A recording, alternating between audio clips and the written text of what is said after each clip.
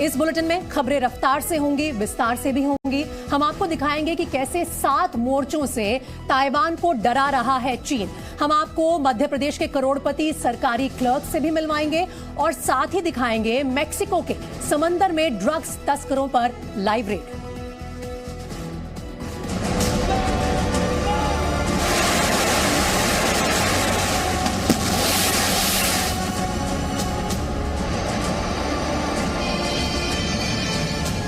चीन के चक्रव्यूह में ताइवान लॉक।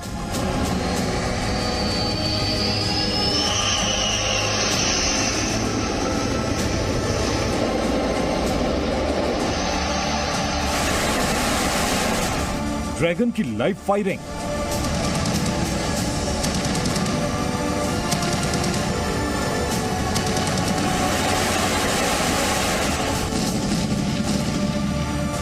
हजारों में सैलरी, करोड़ों में दौलत।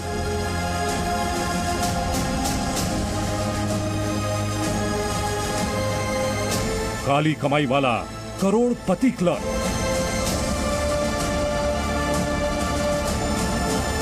समंदर में ड्रग तस्करों पर रेड।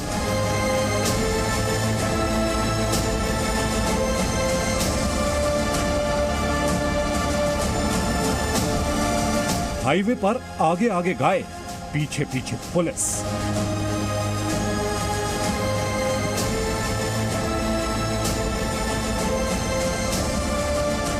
देखते रहिए एजेंडा इंडिया का। अगले 1 घंटे में ये तमाम खबरें आपके सामने रखेंगे, लेकिन शुरुआत करते हैं इस वक्त आ रही बड़ी खबर के साथ। चीन से तनाव के बीच ताइवान की भी तैयारी पूरी हो चुकी है। ताइवान के रक्षा मंत्रालय ने एक ट्वीट किया है और उसमें बताया है कि सैन्य परीक्षण किस तरह से कर रहा है ताइवान इस वक्त। इस वीडियो को ट्वीट करते हुए रक्षा मंत्रालय ने ताइवान के लिखा कि हम अपने क्षेत्र की रक्षा के लिए संकल्पित हैं और देश की सुरक्षा के लिए समर्पित भी है। ताइवान के रक्षा मंत्रालय की तरफ से ये वीडियो ट्वीट करके अपनी डिफेंस की पूरी तैयारियों को एक तरह से जाहिर कर रहा है ताइवान। इससे पहले चीन ने किस तरह से वो अग्रसर है इस पूरे क्षेत्र में, अपने वीडियोस के जरिए पूरी दुनिया को दिखाया। खासतौर पर यह संदेश भेजा अमेरिका के लिए, क्योंकि अमेरिका ने कहा कि हम ताइवान को सपोर्ट करेंगे। ताइवान को जापान और ब्रिटेन का भी सपोर्ट है। इसके चलते युद्ध की तैयारी जहां एक तरफ चीन कर रहा है, वहीं अपनी सीमा की सुरक्षा के लिए ताइवान भी कह रहा है कि हम संकल्पित हैं और हमारी तैयारी भी पूरी है।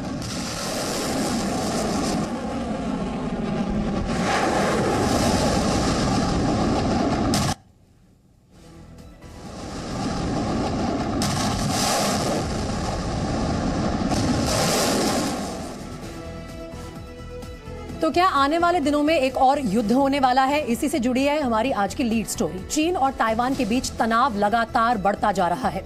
अमेरिकी प्रतिनिधि सभा की स्पीकर नैन्सी पेलोसी के ताइवान से लौटते ही चीन और आक्रामक हो गया है। ताइवान को डराने के लिए चीन ने ताइवान के आसपास के 7 जोन में मिलिट्री ड्रिल शुरू कर दी है। चीन ने अपनी ताकत दिखाने के लिए 100 से ज्यादा वॉर प्लेन्स इस मिलिट्री ड्रिल में उतार दिए हैं। देखिए रिपोर्ट।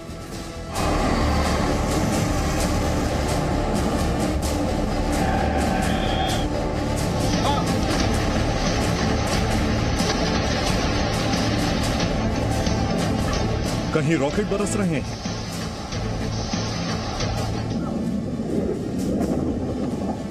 कहीं टैंक गरज रहे हैं,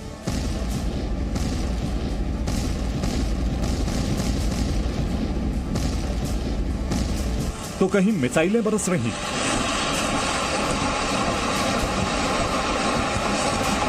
चीन की पीपल्स लिबरेशन आर्मी यानी पीएलए की इस प्रैक्टिस का मकसद सिर्फ और सिर्फ ताइवान को डराना है।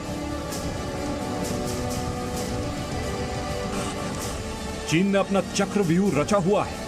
7 तरफ से चीन की घेराबंदी है और बीच में है ताइवान। जमीन, आसमान और समंदर, तीनों जगह से चीन अपनी ताकत दिखा रहा है। इस मिलिट्री ड्रिल में चीन एक के बाद एक मिसाइल दाग रहा है।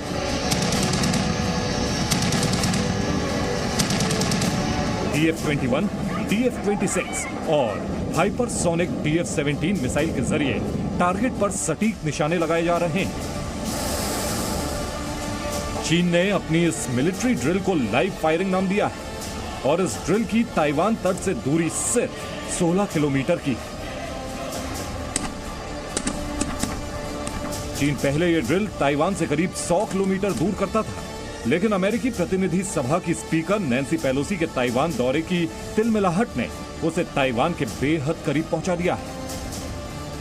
7 अगस्त तक चलने वाली इस मिलिट्री ड्रिल में असली हथियारों और गोला बारूद का इस्तेमाल किया जा रहा है। लंबी दूरी तक मार करने वाले हथियारों की टेस्टिंग की जा रही है।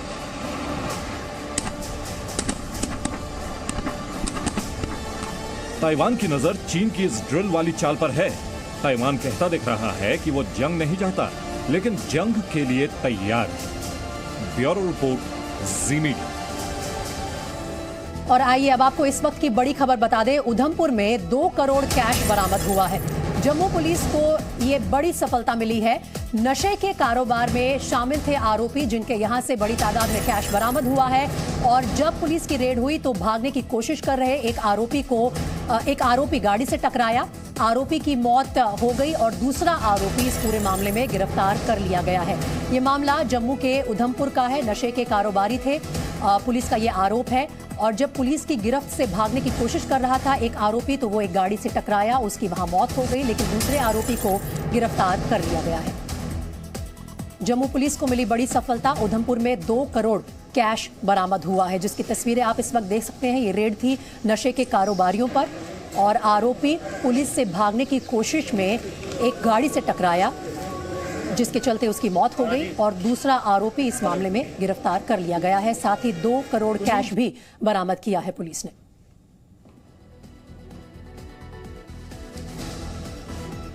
और साथ ही देश में काली कमाई का नया कुबेर मिला है। लेकिन चौंकाने वाली बात यह है कि भ्रष्टाचार का यह नया चेहरा मध्य प्रदेश के एक सरकारी क्लर्क का है। हीरो केसवानी नाम के इस क्लर्क के घर से मिली काली कमाई देखकर जांच करने वाले अफसर भी दंग रह गए। इस क्लर्क की सैलरी हजारों में है और काली कमाई करोड़ों में।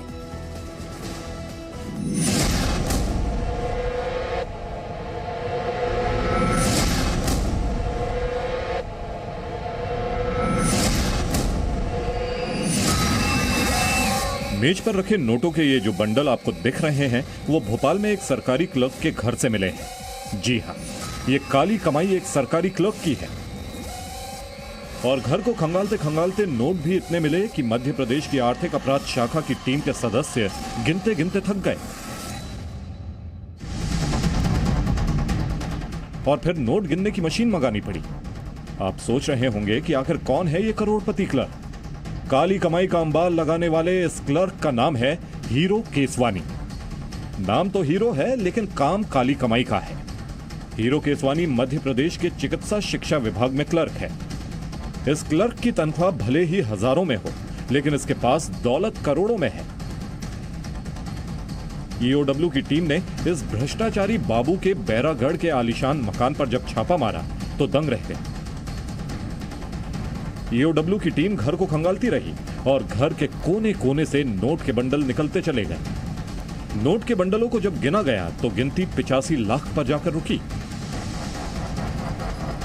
लेकिन कहानी सिर्फ इतनी नहीं थी। काली कमाई की लिस्ट कहीं ज्यादा लंबी है।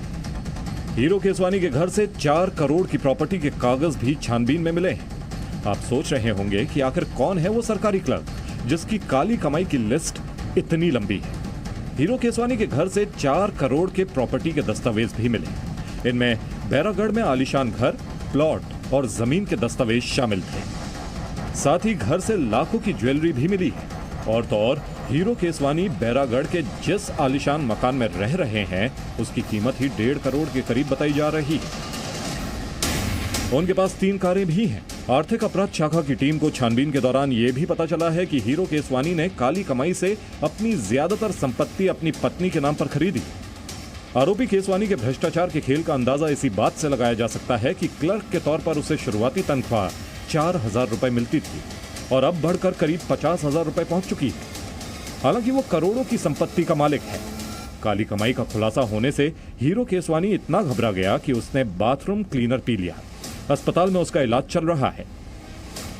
भोपाल से नंदन विश्वास और आकाश द्विवेदी के साथ bureau report, ji media.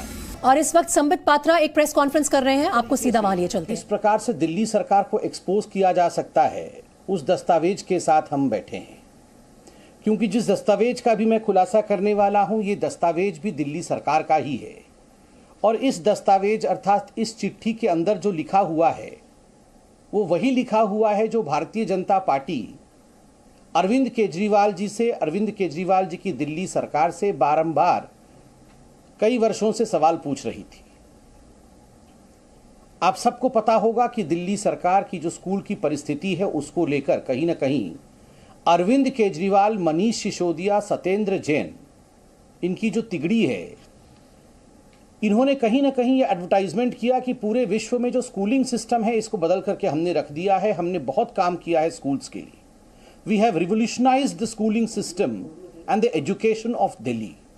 This was the proposition, this was the advertisement, this was the propaganda that Mr. Arvind Kejriwal moved along with. But अभी जो मैं चिट्ठी दिखाने वाला हूं, इस चिट्ठी को आप ध्यान से देखें।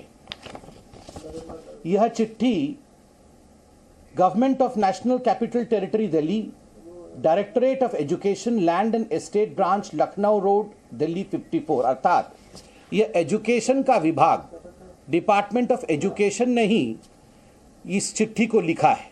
मनीष सिसोदिया जी के विभाग ने इस चिट्ठी को लिखा है और इस चिट्ठी को संबोधित किया जाता है to the chief engineer project, PWD MSO building, IP estate, New Delhi. और सब्जेक्ट क्या है? यह जो चिट्ठी है, इस चिट्ठी का सब्जेक्ट है complaints relating to priority 2 of different Delhi government school of directorate of education, GNCTD।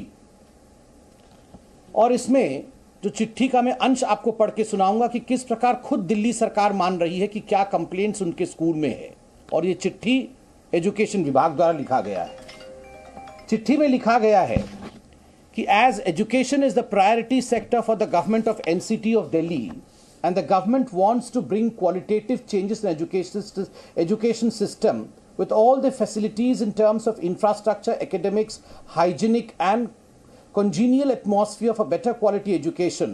A number of complaints have been received from various schools regarding non-completion of work, use of low quality material, various deficiencies in the construction of PWD. These shortcomings hamper the very purpose of the Directorate of Education. List of complaints received is attached in Annexure A and B. Due to the above mentioned complaints, running of the schools has been very difficult and it poses threat to the students and the staff and the property of the schools also. Section Officer, Land and Estate. अब हम देखते हैं, इन्होंने बहुत बड़ी फहरिस्त दी है 15 से अधिक स्कूलों की कि इन स्कूलों में क्या क्या गड़बड़ है और किस प्रकार से ये गड़बड़ी जो है ये अभिभावक, स्कूल के बच्चे और उनके स्टाफ को अफेक्ट कर रहे हैं। मैं उदाहरण देता हूँ। यहाँ स्कूल का नाम है GBSSS के ब्लॉक, जहांगीरपुरी। स्कूल ID दिया हुआ है, बिल्डिंग का ID भी लिखा हुआ है। डिटेल क्या है? Complaint regarding corruption in the construction work. और जो फाइल है उस फाइल का नंबर भी दिया गया है। तो आप सोचिए, यहां पर आप देख सकते हैं it is regarding corruption. Corruption हुआ है कंस्ट्रक्शन वर्क में, बड़े स्पष्टता के साथ ये बताया गया है। नंबर 2 पे है, सकरपुर में एक स्कूल का नाम है और जो डिटेल है उसमें लिखा हुआ है request for inspection of the poor building immediately as the building is in very danger conduction. Letter received from the school. A letter dated 9/3/2022 to the executive engineer PWD sent by the school complaint has been received for information. इसमें लिखा हुआ है कि ये building कभी भी गिर सकती है और ये बिल्डिंग जो है ये बहुत ही खस्ता हालत में है, तो तुरंत इसको आप देखें। SVK एंड्रयूजगंज स्कूल ID इत्यादि लिखा हुआ है। Deficiency in the newly constructed school work, उसमें डेफिशिएंसी है जिस बिल्डिंग का कंस्ट्रक्शन किया गया। एक और स्कूल का उसमें है intimation regarding issue of shortcomings to the building pertaining to fire safety in the month of January 2022। ठीक उसी प्रकार एक स्कूल में वाटर रिजर्व नहीं है, दूसरे स्कूल में RWHS work using low quality material, आप देख सकते हैं मिडिल स्कूल जहांगीरपुरी में लो क्वालिटी मटेरियल इस्तेमाल किया गया है। अशोकनगर के स्कूल में work not started for replacing of damage GI seat with GI profile seat. आप तमाम इन कंप्लेंट्स को देख सकते हैं। कई जगह लिखा हुआ है कि करप्शन हुआ है, कई जगह लिखा हुआ है कि कंप्लेंट इस बात को लेकर है कि जो मटेरियल का इस्तेमाल किया गया है उस मटेरियल में कहीं ना कहीं खोट है। तो आप देख सकते हैं कि 15 से 20 स्कूलों का कंप्लेंट, एक यूनियन टेरिटरी है दिल्ली, उसमें अगर 20 स्कूल के अंदर करप्शन होता है, इनकम्प्लीट वर्क होता है, तो स्वाभाविक रूप से यह चिंता का विषय है। List of complaints of priority 2, यहां आप देख सकते हैं leakage, sanitation, electricity work, light fitting incomplete, water work incomplete, tile urinal not complete, incomplete window glasses इत्यादि, seepage, the building not of quality, corruption. Corruption word का इस्तेमाल कितनी बार हुआ है इस चिट्ठी में? आज हम कुछ सवाल पूछना चाहते हैं। सवाल नंबर 1, एजुकेशन मिनिस्टर कौन है? एजुकेशन मिनिस्टर ने और चीफ मिनिस्टर ने कहा कि we provide quality education in Delhi, corruption free system in education, but they themselves are writing letter, खुद चिट्ठी लिख रहे हैं कि करप्शन बहुत जगह है और रैम्पेंट है। भारतीय जनता पार्टी लगातार सत्येंद्र जैन के खिलाफ, सत्येंद्र जैन पीडब्ल्यूडी डिपार्टमेंट भी संभालते थे, ये पूरी की पूरी चिट्ठी पीडब्ल्यूडी डिपार्टमेंट को संबोधित किया गया है कि किस प्रकार पीडब्ल्यूडी डिपार्टमेंट में करप्शन हो रहा है, किस प्रकार लो क्वालिटी मटेरियल इस्तेमाल किया जा रहा है, किस प्रकार सब स्टैंडर्ड बिल्डिंग स्कूल्स की बनाई जा रही है। आप सोचिए, यहां तक कि बच्चों और स्टाफ की जिंदगी खतरे में है, यह तक लिखा हुआ है। इस प्रकार की बिल्डिंगें बनाई गई। और अरविंद केजरीवाल जी और मनीष सिसोदिया जी क्लीन चिट देने का काम कर रहे थे सत्येंद्र जैन जी को कि Satyendra Jain ji is not corrupt, ये तो बहुत अच्छा काम कर रहे हैं। ये अच्छा काम कर रहे थे, चिट्ठी आपने खुद लिखा है। और मुझे आश्चर्य होता है कि इतने दिनों तक, इतने महीनों तक भारतीय जनता पार्टी ने यही आरोप लगाया था अरविंद केजरीवाल और उनके सिस्टम के ऊपर कि जो स्कूल्स हैं वो ठीक तरह से काम नहीं कर रहे हैं, उनकी बिल्डिंग इनकम्प्लीट है। और आप वर्ल्ड क्लास एजुकेशन सिस्टम के बारे में बात तो कर रहे हैं, मगर दरअसल खस्ता हालत में स्कूल की बिल्डिंग है। चीन और ताइवान के बीच 73 साल से विवाद चल रहा है। विवाद की वजह यह है कि ताइवान खुद को संप्रभु राष्ट्र मानता है, उसका अपना संविधान भी है। ताइवान में लोगों को अपनी चुनी हुई सरकार मिली हुई है, जबकि चीन की कम्युनिस्ट सरकार ताइवान को अपने देश का हिस्सा बताती है। चीन इस द्वीप को फिर से अपने नियंत्रण में लेना चाहता है, लिहाजा शी जिनपिंग ने अपने वन चाइना पॉलिसी के तहत ताइवान पर रौब गांठना शुरू कर दिया। लेकिन बीच में आ गया सुपर पावर अमेरिका। ऐसे में बौखलाए चीन ने अब अपनी आक्रामकता को तेज कर दिया है। चीन ताइवान को चारों दिशाओं से घेरकर युद्धाभ्यास कर रहा है। उसका मकसद है कि ताइवान को घुटनों पर लाए और रूस की युद्ध नीति पर चलते हुए अमेरिका की सुपर पावर वाली इमेज को बिगाड़े। देखिए, ताइवान तट से महज 16 किलोमीटर दूर ड्रैगन के ऑपरेशन लाइव फायर पर हमारी ये एक्सक्लूसिव रिपोर्ट।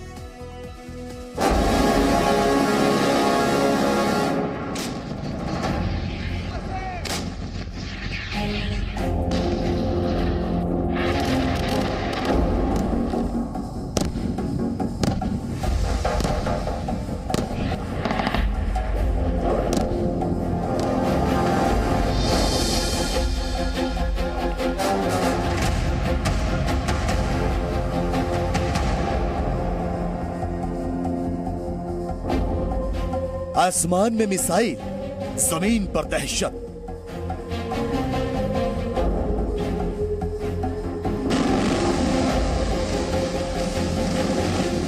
ताइवान से 16 किलोमीटर दूर लाल सेना का युद्ध राग।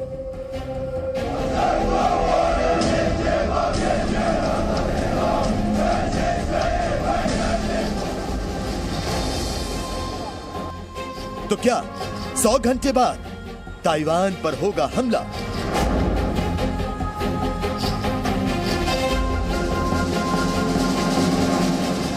ताइवान पर अमेरिका की रणनीति, वन चाइना पॉलिसी पर अमेरिका की कूटनीति और अमेरिकी स्पीकर नैन्सी पेलोसी की ताइवान यात्रा ने शी जिनपिंग का गुस्सा 7वें आसमान पर पहुंचा दिया है।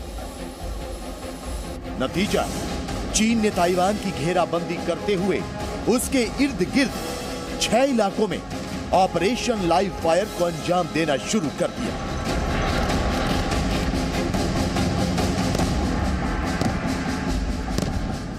चीन ने ताइवान के उत्तर पूर्व और दक्षिण पश्चिमी तट के पास कई बैलिस्टिक मिसाइलें लॉन्च की, हथियारों और गोला बारूद का इस्तेमाल कर युद्धाभ्यास किया। चीन ने इस युद्धाभ्यास को लाइव फायरिंग नाम दिया। यह युद्धाभ्यास 4 अगस्त से 7 अगस्त तक चलेगा। हालांकि चीन पहले ये ड्रिल ताइवान से करीब 100 किलोमीटर दूर करता था, लेकिन नैन्सी पेलोसी के दौरे के बाद वो ताइवान के बेहद नजदीक पहुंच गया है।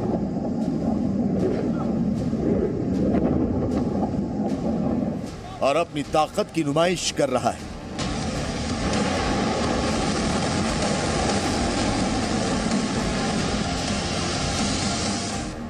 चीन अपनी रॉकेट फोर्स की ताकत का प्रदर्शन कर रहा है, अपनी आर्टिलरी रेजिमेंट की तैयारियों को परख रहा है, अपने अटैक हेलीकॉप्टर उड़ाकर ताइवान पर दबाव बनाने की कोशिश कर रहा है, तो अपने लड़ाकू विमानों को ताइवान तट के करीब भेजकर जंग के संकेत दे रहा है।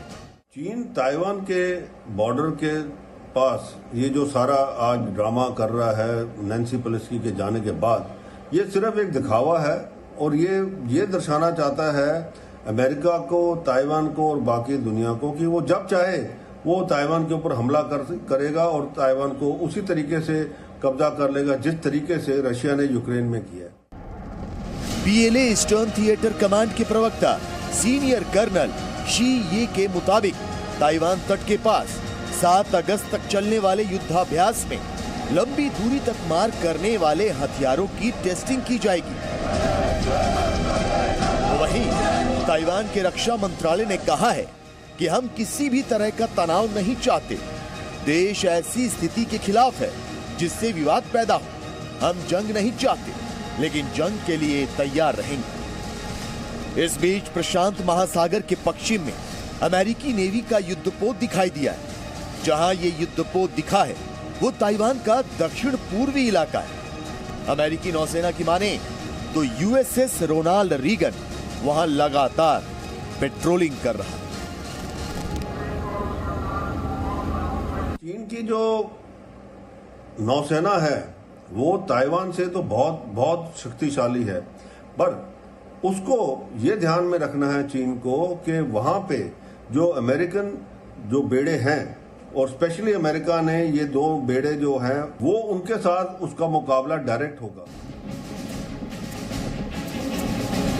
पश्चिमी प्रशांत महासागर में अपना दबदबा कायम करने, गुआम और हवाई जैसे अमेरिकी मिलिट्री बेस को टारगेट करने और ताइवान पर कब्जा कर सेमीकंडक्टर इंडस्ट्री में अपनी धाक जमाने के लिए चीन किसी भी हद तक जाने को तैयार नजर आ रहा है।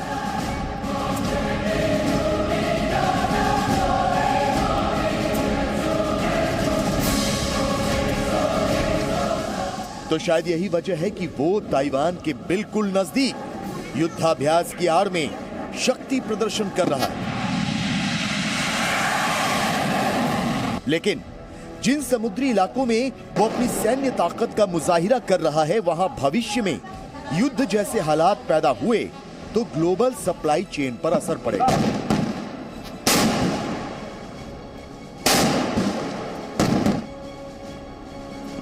यही नहीं, मौजूदा हालात में भी इस व्यापार मार्ग के बाधित होने का डर है।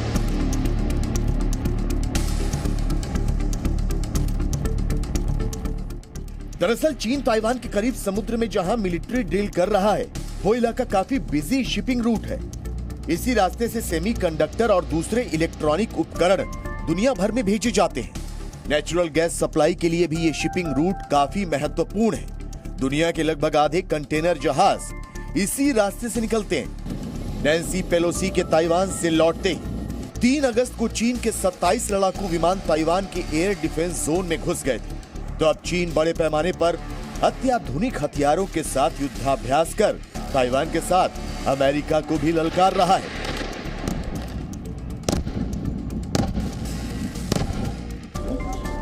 लिहाजा अमेरिका पर निर्भरता के साथ ताइवान भी अपनी तैयारियों में जुट गया है। अगर आने वाले वक्त में जंग हुई तो ताइवान पारकूपाइन रणनीति आजमाएगा। इसका उद्देश्य हमले को दुश्मन के लिए ज्यादा से ज्यादा मुश्किल और महंगा बनाना होता है। ताइवान छोटे और घातक हथियारों से चीन के महंगे हथियारों को तबाह करने की रणनीति पर काम करेगा। इसके अलावा ताइवान मल्टी लेयर्ड सी डिफेंस पर काम कर रहा है। पीएलए के जवान ताइवान की जमीन पर उतरकर ऑपरेशन शुरू करते हैं तो उन्हें ताइवान की समुद्री माइंस, फास्ट अटैक क्राफ्ट और मिसाइल असॉल्ट बोट के साथ जमीन पर मौजूद नौसैनिकों का भी सामना करना पड़ेगा। यही नहीं, गुरिल्ला युद्ध के लिए हर 4 में से 1 ताइवानी को तैयार किया जा रहा है। एक रिपोर्ट के मुताबिक ताइवान में मिलिट्री रिजर्व सिस्टम में 25 लाख लोग हैं और 10 लाख सिविल डिफेंस वॉलंटियर। फिलहाल ताइवान स्ट्रेट में स्थिति भयावह नजर आ रही है। जंग के शोले भड़कते नजर आ रहे हैं। गेंद पूरी तरह से चीन के पाले में है। फैसला जिनपिंग को करना है कि उन्हें और उनके मुल्क को क्या चाहिए, युद्ध की विभीषिका या शांति।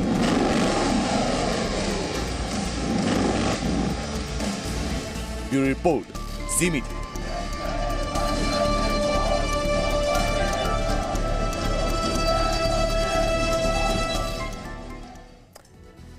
चलिए एजेंडा इंडिया का में अब खबर सीमा पार से हो रही साजिश की। दरअसल 15 अगस्त से ठीक पहले देश पर आतंकी हमले को लेकर एजेंसीज को एक बड़ा खुफिया अलर्ट मिला है। खुफिया इनपुट के मुताबिक इस बार आतंकी संवेदनशील जगहों पर एक साथ हमला करने की साजिश रच रहे हैं और खास बात यह है कि इस बार ड्रोन के जरिए भी दहशत फैलाने का इनपुट मिला है।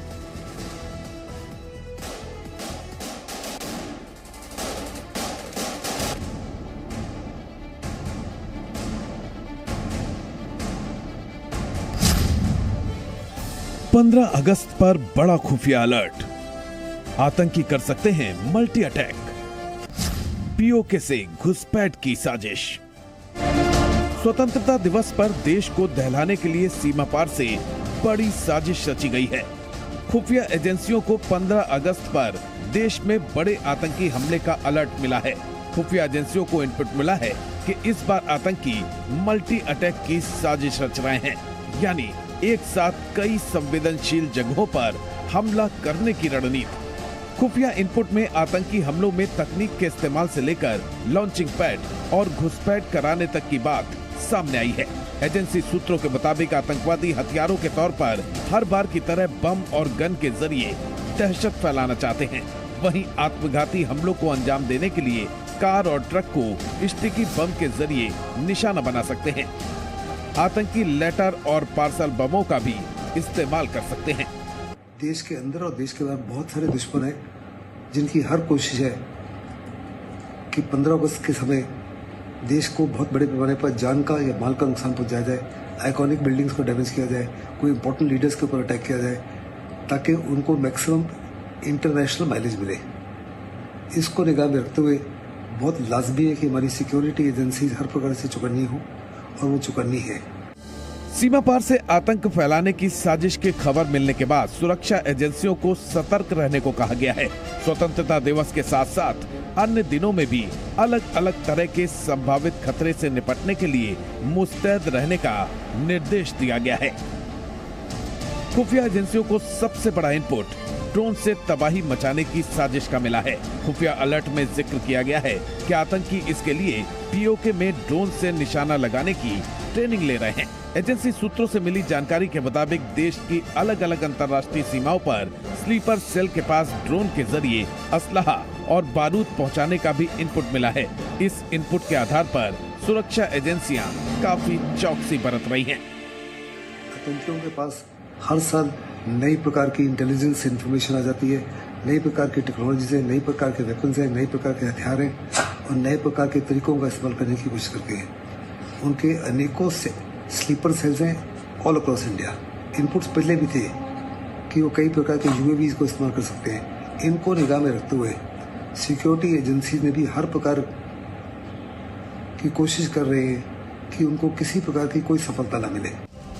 आतंकवादी इस बार अत्याधुनिक बंदूकें, रिवॉल्वर, राइफल और स्वचालित हथियारों का इस्तेमाल कर सकते हैं। आतंकी आरपीजी का भी सहारा ले सकते हैं। खुफिया अलर्ट में ये भी कहा गया है कि आतंकी मेटल डिटेक्टर को चकमा देने वाले सोफिस्टिकेटेड आईईडी का इस्तेमाल करके बड़ी वारदात को अंजाम देना चाहते हैं। खुफिया अलर्ट में सुरक्षा एजेंसियों को यह निर्देश दिए गए हैं कि किसी भी सार्वजनिक स्थान पर अगर कोई संदिग्ध चीज मिलती है तो उसकी जांच अधिक सावधानी रखकर की जाए। अगर वो बम है तो उसको डिफ्यूज करने में भी अधिक सावधानी बरती जाए, क्योंकि सोफिस्टिकेटेड आईईडी किसी भी मेटल डिटेक्टर को चकमा दे सकता है। इसीलिए जितने भी जवान मेटल डिटेक्टर पर तैनात हो उन्हें अधिक सावधानी बरतनी चाहिए और सही तरीके से हर एक चीज की जांच करनी चाहिए। 15 अगस्त पर देश को दहलाने के लिए सीमा पार से आतंकियों की घुसपैठ की भी साजिश रची जा रही है। खुफिया इनपुट मिला है कि पीओके में लॉन्चिंग पैड तैयार है, जहां सैकड़ों आतंकवादी घुसपैठ की फिराक में हैं। आतंकियों का एक जत्था पीओके में कोटिल नाम के लॉन्चिंग पैड से, जबकि दूसरा टटोटे नाम के लॉन्चिंग पैड से देश में घुसपैठ की फिराक में है। आतंकी पश्चिम बंगाल की सीमा से तीसरे रूट का भी इस्तेमाल कर सकते हैं। चौथा रास्ता पाकिस्तान और पंजाब बॉर्डर हो सकता है, जहां से आतंकी भारत की सीमा में दाखिल हो सकते हैं। इसी तरह आतंकवादी पांचवें रूट के तौर पर नॉर्थ ईस्ट के रास्ते देश में आकर दिल्ली और आसपास के राज्यों तक पहुंच सकते हैं। खुफिया अलर्ट में साफ लिखा है कि हवा में उड़ने वाली चीजों पर सुरक्षा कर्मियों की पैनी नजर होनी चाहिए। ड्रोन हमले की आशंका के मद्देनजर खास सतर्कता बरतने की सलाह दी गई है। संवेदनशील जगहों पर हवा में उड़ने वाले सभी उपकरणों पर रोक लगाने का आदेश जारी करने की बात लिखी गई है।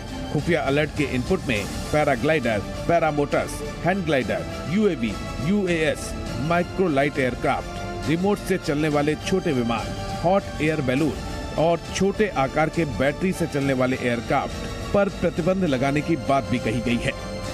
खुफिया अलर्ट में इस बात का साफ जिक्र किया गया है कि आतंकियों के रडार पर अहम सिक्योरिटी इंस्टॉलेशन और आर्मी की फॉरवर्ड पोस्ट है। इसके अलावा जवान भी आतंकियों के टारगेट पे हैं। इसीलिए इस इनपुट के आधार पर सुरक्षा एजेंसियों ने सभी प्रदेशों की पुलिस, जीआरपी और उनकी खुफिया इकाइयों को अहम जानकारी साझी की है। इसके अलावा लोकल पुलिस को आम लोगों से संपर्क बनाने की बात भी कही गई है। आम लोगों के साथ लोकल नेटवर्क जब बनेगा तो संदिग्धों के बारे में जानकारी रहेगी, जिससे अहम सूचनाएं मिलती रहेंगी। बहरहाल खुफिया इनपुट के बाद सुरक्षा बल मुस्तैद हैं। हर रणनीतिक और अहम जगह पर खास सतर्कता बरती जा रही है। आतंकियों की किसी भी नापाक हरकत से निपटने के लिए जमीन से आसमान तक निगहबानी की जा रही है, ताकि देश के खिलाफ हो रही हर साजिश को नाकाम किया जा सके। अमित भारद्वाज, जी मीडिया। और आजादी के अमृत महोत्सव पर केंद्र सरकार की तरफ से चलाए जा रहे घर घर तिरंगा अभियान पर सियासत अब तेज हो गई है। राहुल गांधी के आरएसएस को देशद्रोही बताने के बयान पर सियासी घमासान छिड़ा हुआ है। सत्ता पक्ष और विपक्ष आमने सामने आ गए हैं।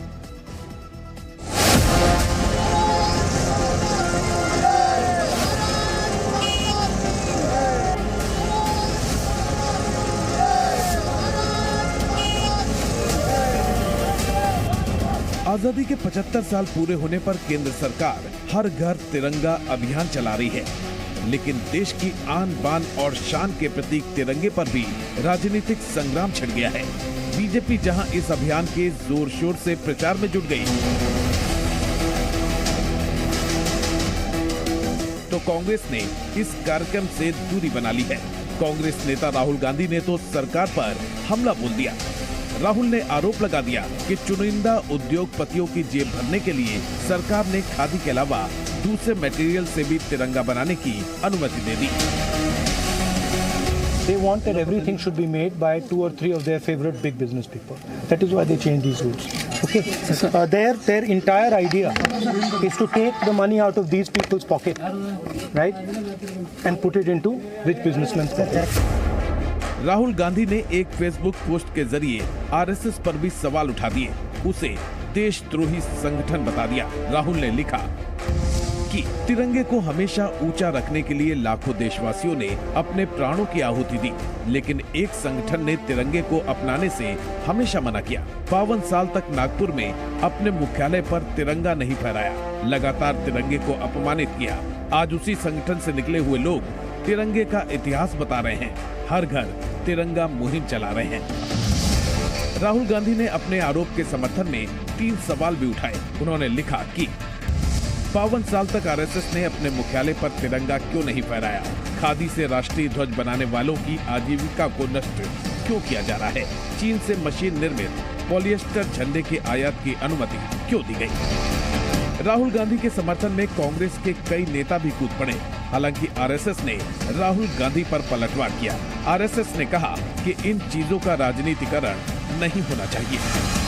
राष्ट्रीय स्वयंसेवक संघ ने पिछले माह ही ये घोषित किया था कि आजादी के अमृत महोत्सव के लिए भारत सरकार के द्वारा या राज्य सरकारों के द्वारा जो भी कार्यक्रम होंगे, ऐसे जितने भी कार्यक्रम होंगे, उन सबको संघ ने अपना समर्थन घोषित किया है। ऐसा लगता है कि आजादी के अमृत महोत्सव के बारे में कोई राजनीति नहीं होनी चाहिए। संघ के खिलाफ बयान पर बीजेपी ने भी राहुल को घेरा। बीजेपी प्रवक्ता संबित पात्रा ने कहा कि तिरंगे पर राजनीति नहीं होनी चाहिए।